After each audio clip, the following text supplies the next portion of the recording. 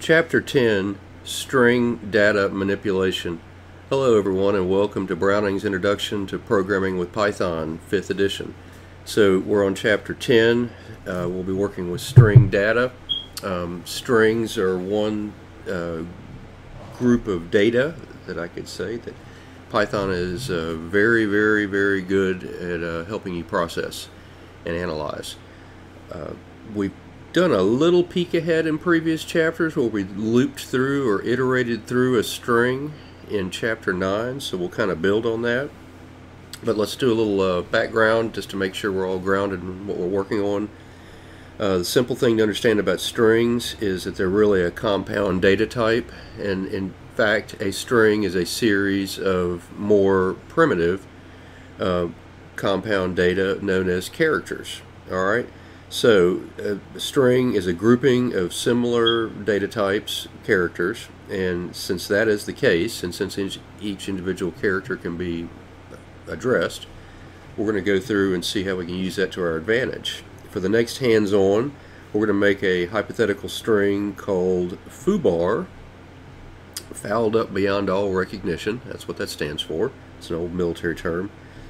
And then we'll print the first element of the string, and the first element, the character that is there. Okay, so addressing from the first position being 0 to the last position being 1 minus the length. If a string was 10 in length, then the last addressable spot would be 9, 0 would be the first spot. So in actual fact, with the next hands-on, you're going to have foobar, all lowercase, and then when you say print my string 0, it's going to print the lowercase f. Try that out and hit resume when you're ready to move on.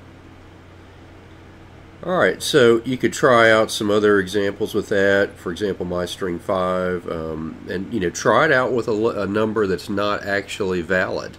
Like you could say print my string 10, and there is no 10th position. It's going to give you an error. It's good to know the error code because we learn from errors.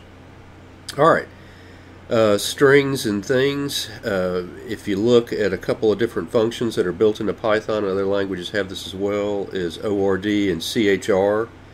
And basically with the ORD command, it's going to show you the ASCII numeric integer value for that character. It also represents non-printable characters. It's also a good time to maybe have ASCII table up on your computer. You can go to lookup tables, ASCII tables. There's tons of different places where you can look those up online for free. CHR is going to take that integer decimal value for an ASCII character, and it's going to give you that character back. Try out the hands-on to see how that works. Note this is an interactive prompt. Hit resume when you're ready to continue the lecture. Alright, so escape sequences are common in other languages too, and what you'll actually find is a lot of the escape sequences in Python are very similar to what you would see in C++ and Java. So you can kind of recycle your knowledge. You probably heard the term that when you learn one language, your second language will come quicker, and this is 100% true. My favorite language for teaching people programming to start off is Python, and then they can hop on another language like C++ and Java, and they seem to note that there are a lot of parallels and they can recycle knowledge. So you'll find it's easier to learn a second, third, fourth, fifth language, whatever. But these non-printing escape sequences are within your quotes when you're using a print statement, but they don't actually print, they actually do something. For example, /v is a vertical tab, /n pushes the sentence down to the next line, and so if you just have only a slash in your quoted string, it may throw up like an error. Alright, if you actually want that, you'll need to do double slashes within a quoted string, and you'll see that on the table there. Hands-on with line continuation. A lot of times with Python you may have a line of code that's longer than what you might be able to print cleanly and evenly if you were actually printing it out on paper or just reading it on the screen so you didn't have to scroll over to the right. And so it could be that a line continuation character makes your life a little easier. In fact, Python interpreter still says, oh, this is all one line, one command, I'll work on it as such. Other languages like C++ and Java, they use a semicolon to terminate a statement. So you can have as many lines as you want, but until it hits a semicolon, it's not, a complete thought as far as the interpreter goes. So try out the line continuation character and then hit resume when you're ready to move on. Very good. Let us try some of those string literal examples. Alright, just try the examples out that you see there. I think you'll find the /T is fairly handy for aligning things. You certainly would not want to use a space bar if you were doing more than 2 spaces to align things. You'll end up getting some of your lines just not quite lined up on the screen as you expected. Hit resume when you're ready to look on import libraries. Alright, so if you want to import a library, certainly there are a lot of different libraries out, and as your Python knowledge grows, you'll find some that are available. But there is a string library. A lot of the stuff we've been doing so far is just built in. But with the string library, you can actually get a few extra features that are available. I think the bigger thing here is just to know how to import libraries of other pieces of code that you want to use, because you're going to find that there's, like I said, a great many others that are handy depending on what you're doing. But let's try some of the next examples. Alright, so we have the capitalize function, which would take a string, and then you'll notice there's a dot notation, and then you'll have the actual function that you're applying to it, the capitalize function, and it's going to capitalize the first letter of the string. Hit pause, and I'm going to just give you a little quiet time to try this out, and I won't say hit pause anymore. The center function with the variables width and fill character are going to take a smaller string, and then they're going to basically pad it out with a certain fill character. So you'll notice in this case we have foo, but then we padded it with the letter H on either side, and it's centered in that. Z-fill, very similar. You can pad the characters. In this case, we've just done some numbers, zeros, but it could be anything else if you wanted to. Try that out if you would. The next function that you'll see, the count function, is very, very handy. We could count certain instances. I alluded to this in the previous chapter, where you might say that what you wanted to do was count how many periods were in a series of sentences to count how many sentences were in a paragraph. So we're getting into some of the text processing real power that Python offers. So try out the count function if you would, with a little nod to Elmer Fudd of cartoon fame. And we're looking for a lowercase letter b. Remember, in the ASCII table, uppercase and lowercase are different. So it's not going to catch the capital B, it's only going to catch the lowercase b. Try the challenge out as well. Find three letters, ERY. How many ERY segments are in the string? Alright, see how that works. Alright, the next example, title. This capitalizes the first letter of each word in the string and makes the rest lowercase. And if you'll notice with this one, we're not using the import library. This is built in with it. Next example that we'll try is find. Find, you're going to find, is, pun intended, is very handy. Again, we're working on text processing, so we're trying to find instances of the lowercase letter A. Try that out. And what you noticed is that it gave you the index position of where it found that letter. Remember, we start with 0. Last position is 1 minus the length of the string. Alright, find, index, rfind, and rindex. Basically similar to this, return the index of the first found occurrence of a past search criteria. In other words, what you're looking for, a segment, a letter. -1 is returned if it's not found. Alright, so if you would, try out the myString hello, world, and let's try and find where the comma is, and let's just kind of see what it gives us. Again, these are more text processing tools that are going to be very handy for you.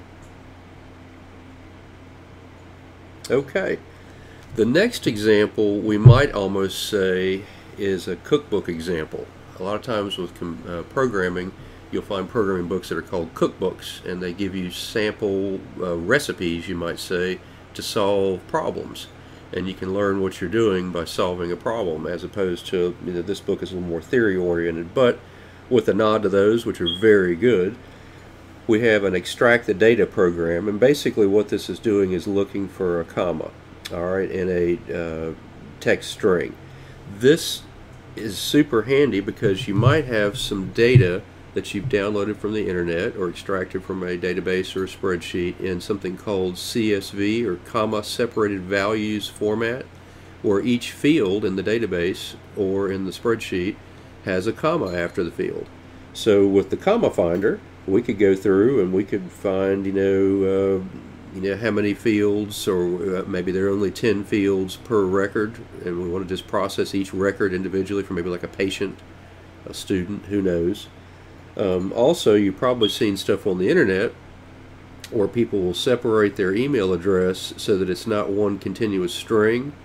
It may be like owner, and then a few spaces, at, and then a few spaces, and then their address.